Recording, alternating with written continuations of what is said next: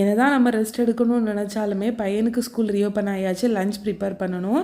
இன்னையிலேருந்து தான் அவனுக்கு ஸ்கூலில் லஞ்ச் கொடுத்து விடணும். பேக்கிங் வீடியோஸ் போடுற வரைக்கும் நான் வந்துட்டு லஞ்ச் மெனு ஷேர் பண்ணுறேன். இன்றைக்கி அவனுக்கு வந்துட்டு பீட்ரூட் பிரியாணியும் இது கூடால வந்துட்டு இந்த ப்ரக்கோலி ஸ்டர் ஃப்ரை பண்ணி தான் கொடுத்து விட்டுருந்தேன். இது ரெண்டுமே அவனுக்கு ரொம்ப பிடிச்ச சாப்பாடு. எப்போவுமே நான் ஸ்கூலுக்கு வந்துட்டு அவனுக்கு பிடிச்சதை மட்டும்தான் கொடுத்து அனுப்புவேன். நம்மக்கிட்டே இருக்கும்போதே பிடிக்காத சாப்பாடை சாப்பிட மாட்டாங்க. ஸ்கூலில் போய் அவங்க பிடிக்காத சாப்பாடை சாப்பிடுவாங்கன்னு நம்ம நினைக்கிறது ரொம்ப ஒரு தப்பான விஷயம். ஸ்நாக்ஸ்க்கு வந்துட்டு ப்ளூபெரியும் ஆப்பிள் தான் கொடுத்து விட்டுருந்தேன். ஆப்பிள் அவனுக்கு கொஞ்சம் தான் பிடிக்கும்.